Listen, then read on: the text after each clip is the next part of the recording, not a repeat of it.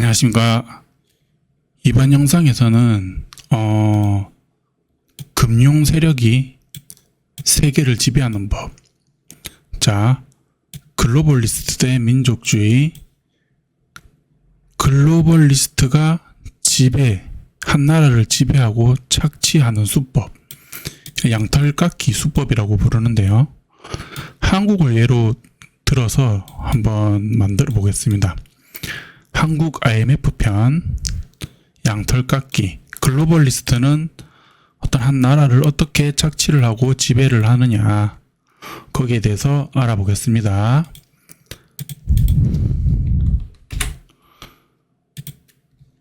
자, 총 5단계가 있어요. 5단계가 있는데 양털을 이제 깎아가지고 회수를 하려면은 양을 키워야 되겠죠, 그죠? 양털 이렇게 잘 자라라고 키워야 됩니다. 그 다음에 양털이 좀 자랐다 싶으면은 이제 준비됐구나 하면서 이제 양털을 깎을 준비를 하는 겁니다. 그럼 이제 딱 준비가 됐으면 양털을 깎는 거예요. 이렇게 IMF가 개입하는 겁니다, 그게. 자, 그러면 양털 다 깎았어. 면도된 양. 한국이 면도가 된 다음에 어떤 상태가 되었냐. 그 다음에 조금 시간이 더 지나서 털이 나겠죠. 새로운 털이 나고 길들여진 양. 한국이 이후에 또 더 어떻게 되었느냐. 그런 식으로 순서로 진행을 하겠습니다. 자, 양털 어떻게 키워질까, 양이. 외자 유입. 자, 1993년부터 96년까지. 자, 1993년 김영삼 정부 세계화 슬로건을 내걸고 한국 경제를 선진국형 자본주의로 바꾸고자 함. 외국인에게 주식 시장 투자를 개방을 했다. 92년. 처음엔 제한적이었지만 점점 규제를 완화했다. 96년에는 외국인 주식 소유 한도 100% 허용. 채권 시장도 개방. 외국인이 국제회사채 투자 가능. 자, 외화 차입 문호 확대. 그러니까 기업과 은행이 단기 외채, 기업과 은행이 단기 외채를 쉽게 조달할 수 있게 됨. 자, 외국인이 채권 시장, 국제회사채, 그 다음에 주식, 그 다음에 요거를 이제 막 살 수 있다. 규제가 완화됐다. 요거를 주목하시고요. 다음에 기업과 은행이 단기 외채를 쉽게 조달했다. 요거를 주목하시면 됩니다. 자, 그래서 사람들이 이제 착각을 하는 거야. 한국 사람들이 빚을 얻어가지고 설비 투자 인프라를 이제 확대를 하고요. 수출이 이제 막 돼. 그러니까 우리는 성장을 하고 있구나 하면서 착시 현상을 일으키게 됩니다. 착각을 하는 거죠. 착각을. 재벌 중심의 차익 경영 폭발. 자, 기업들이 외화로, 달러로 돈을 빌려가지고 막 생산 시설, 계열사, 동남아 막 이런 데 확장을 막 하는 거예요. 그래서 이제 주가 오르고 부동산 가격도 상승하고 이제 소비도 잘 된다, 그죠? 자산 가격이 오르면서 우린 잘 나간다라고 착각을 해요. 성장률도 좋았고 뭐 이런 모든 지표가 모두 호조였다. 그래서 정신국 언론이 우리 선진국 문턱이다. 근데 96년에 뭐 했다? OECD까지 가입했다. 와, 우리도 선진국이다 라고 할 때였어요. 1993년부터 96년 3, 4년간.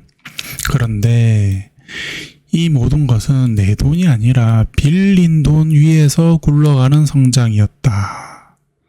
빌린 돈 위에서 굴러가는 성장이었다. 자, 보겠습니다. 어떻게 되는지. 지금 크고 있어요, 양이. 그래서 근데 보이지 않던 위험이 있어. 아까 뭐라 그랬죠? 단기 외채라 그랬죠. 단기 외채. 기업들 은행하고 기업하고 주로 단기 차입을 했어요. 만기 1년 이하. 근데 그 당시에 한국이 외환 보유액이 300억 달러 수준이었단 말이야. 근데 이 사람들이 돈은 막 빌리고 은행은 막 대책 없이 빌려주다 보니까 총 외채는 1200달러 이상. 간땡이가 부었다, 그죠? 절반 이상이 또 거기에 절반 이상이 만기 1년 이하의 단기채. 위험하다, 그죠? 그러니까 눈에 보이지 않는 시한폭탄이 존재했었다. 그래서 은행과 종합금융회사의 위험한 도박.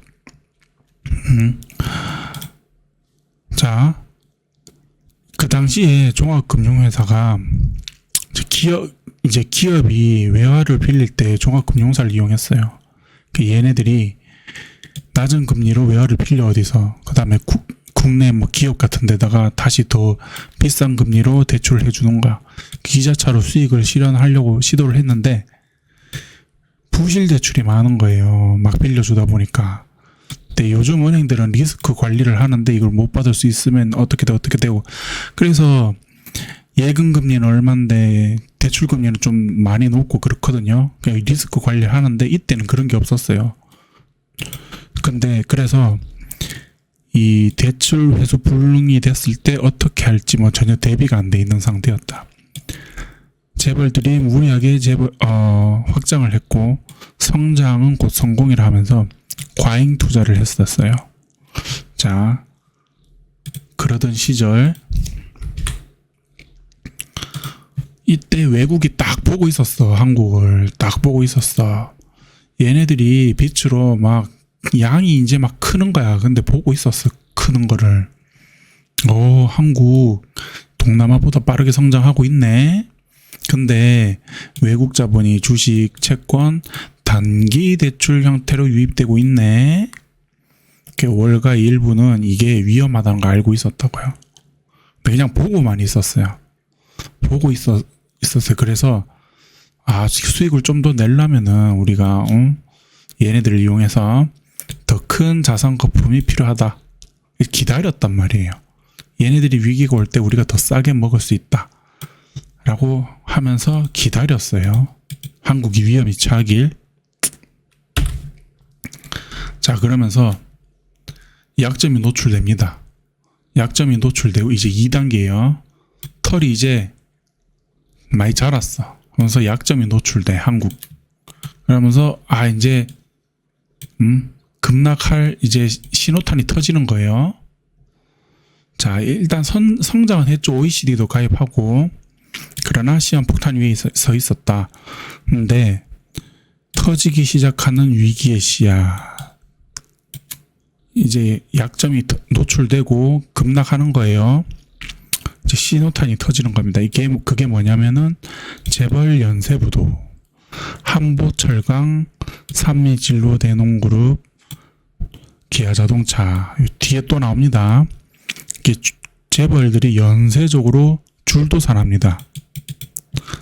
줄도산해요. 그러면서 기업들이 아까 은행한테 돈 빌렸다 그랬죠?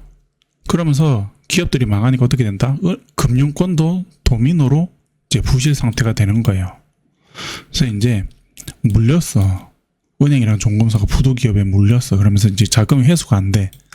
외화 유동성이 이제 거기에 플러스 외화 유동성이 경색이 됩니다. 유동성이 막혀요. 그러면서 한국의 이제 부실 신호를 딱 감지합니다. 외국계 투자자들이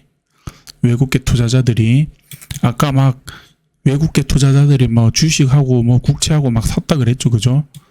얘네들이 막 사놓고 있다가 이제 한국이 부실하다 하면서 이제 신호를 딱 감지를 하는 거예요. 그러면서 폭로를 합니다. 단기 외채 구조를.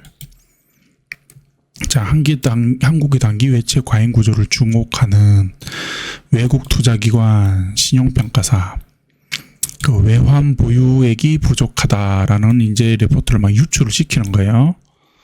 이제 난리가 나죠. 근데 여기에 플러스 외부 충격까지 옵니다. 동남아 외환위기 때 7월 달에 97년 7월에 태국, 그 다음에 말레이시아, 인도네시아가 이제 난리가 났었어요. 아시아 금융위기. 이때 이제 외국 투자들이 어떻게 하면 한국도 구조가 같다. 곧 위험할 것이다. 하면서 한국 자산 매도를 막 폭발적으로 막 완전 막 팝니다. 다 팔아요. 팔아 제낍니다. 한국의 자산을 외국 애들이 가지고 있다가 아까 많이 샀다 그랬죠. 이게 이제 약물이 단계입니다. 막 팔아요. 막 팔아. 그럼 어떻게 돼요? 환율이 자본이 유출되는 거죠. 이제 돈이 나가니까 얘네들이 달러를 막 이제 막 자산을 집어 막 파니까 달러가 막 나가요. 나가면서 환율이 막 오릅니다. 자, 환율이 어떻게 올랐냐면 1996년 말에 800원대였어. 근데 97년 10월 12월 이때가 1700원이 돌파합니다. 2배 넘게 뛰었어요. 2배 넘게. 1년 만에. 그러면서 이게 원화 가치가 반토막 난 거죠. 반토막 이상 났죠. 자, 외채 원리금 상환 비용 폭증. 만약에 1달러를 빌렸는데 800원만 있으면 갚는 거를 1700원 넘게 있어야 갚는다 이 말이잖아요. 그러니까 1달러긴 1달러인데 실질적인 빚이 2배로 뛴 거죠. 그죠? 그러면서 이제 이게 상환인데 이게 상환을 할 때 그 비용이 2배로 넘게 뛰는 겁니다. 이제 돈을 못 갚는 거예요. 너무 비싸져서. 주가도 폭락합니다. 코스피 1000에서 350까지 붕괴. 자, 국가 신뢰도 하락, 신용 등급이 강등되죠. 그러다 보니까 투자금이 더 빠집니다. 무디스, S&P, 요거 베네수엘라 할 때 나왔었죠. 신용평가사가 한국 신용등급을 투자 부적격 수준으로 연속 하향. 그러면서 외국계 은행들이 한국의 대출 회수를 요구합니다. 그래서 시장에 외화가 메마름. 기업이랑 은행 정보 모두 한계 도달. 아까 말했죠. 외환 보유고가 300억이었는데 빚이 1200억 달러였다고. 그죠? 1300억 달러네. 1200억 달러였나요? 그러니까 이제 안 되는 거야, 이게. 대응이.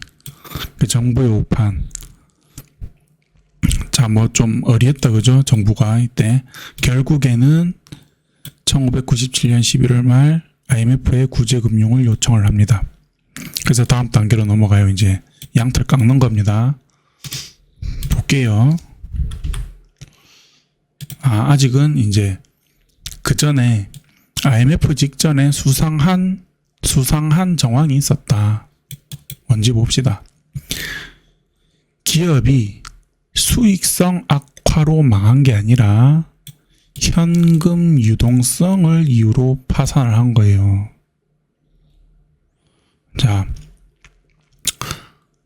환율이 오르고 달러가 막 빠지니까 환율이 오르고 달러가 빠지니까 현금 흐름이 멈춘 거야. 대출 연장도 안 되고. 그래서 기업이 부도가 나는 겁니다. 수익성 악화로 망한 게 아니에요. 그래서 한보철광이 이제 신호탄이었는데 되게 큰 회사였습니다. 진짜 큰 회사였는데 정경유착이 폭로되면서 시중은행이 대출 회수를 시작했어. 그러다 보니까 유동성이 박살이 나가지고 망했고요. 그다음 산미진로 대농그룹도 자금 경색으로 망했습니다. 이제 금융기관이 도미노로 이제 이렇게 휘청휘청하고 있는데 기아그룹도 그 당시 엄청 컸었거든요. 엄청 커서 한 8인가 그랬어요. 근데 여기도 유동성 악화로 이제 막 휘청휘청하고 있는데 정부가 이제 지원해주니 많이 하다가 거부를 해가지고 망했어요. 이게 물건이 안 팔려서 망한 게 아니에요. 자금 흐름이 경색돼서 망한 겁니다. 근데 이때 해외 헤지펀드가 공매도를 전개했다. IMF 직전에 한국 주식 채권 시장에서 외국계 매도가 폭발적으로 증가했다. 자금이 다 빠지는 거야. 아까 봤죠? 코스피가 1000에서 350으로 줄어든 거 얘기했었죠. 손절시도 코스피 선물 현물에서. 그러면서 환율이 대폭 상승하고 외환 보유고가 급감. 그런 겁니다. 대출을 단기 리스 형태로 이제 달러가 급하게 필요하니까 차입을 계약을 했는데 거의 바로 회수당함, 파산. 이런 게 많았어요. 그러니까 재벌들의 연쇄 부도는 무능과 탐욕일 수도 있어요. 그 당시에 이제 성장률이 좋았지만 너무 대책 없이 단기 외채로 너무 빌렸어. 그럴 수도 있지만 구조화된 금융 시스템 안에서 한 번 딱 외국 애들이 한 번 딱 회수해라, 달러 회수해라 하니까 도미노로 다 파산해버리는 거예요. 이렇게 망했어요. 나라가. 그러면 이게 단순 기업의 실수라고 말할 수 있을까? 아니면 외자 유익 구조를 설계한 시스템, 글로벌리스트죠. 미국 이런 애들, 서유럽, 월가 이런 애들입니다. 그 시스템이 작동하는 타이밍을 아는 세력의 움직임이 합쳐진 결과일까? 단순 기업의 실수일까? 아니면 그거를 아는 세력의 움직임이 합쳐진 결과일까라는 거는 한번 생각을 해볼 필요가 있는 겁니다. 자, 여기까지 일단 이제 한국이 좀 컸다, 그죠? 양털이 자랐어. 그 다음에 이제 털이 어느 정도 자랐다 싶었다고 외국 애들이 인지를 했어요. 그러면서 이제 양털 한번 깎아볼까 하면서 회수 신호를 이제 보냈죠. 이제 양털 깎는 겁니다. 다음 단계. 이제 다음 2편에 이제 IMF 상황이 오는데 어떻게 털이 깎이고, 그러니까 어떻게 한국이 이렇게 외국한테 돈으로 먹히는지, 금융으로 먹히는지, 그런 거를 설명을 해 드리겠습니다.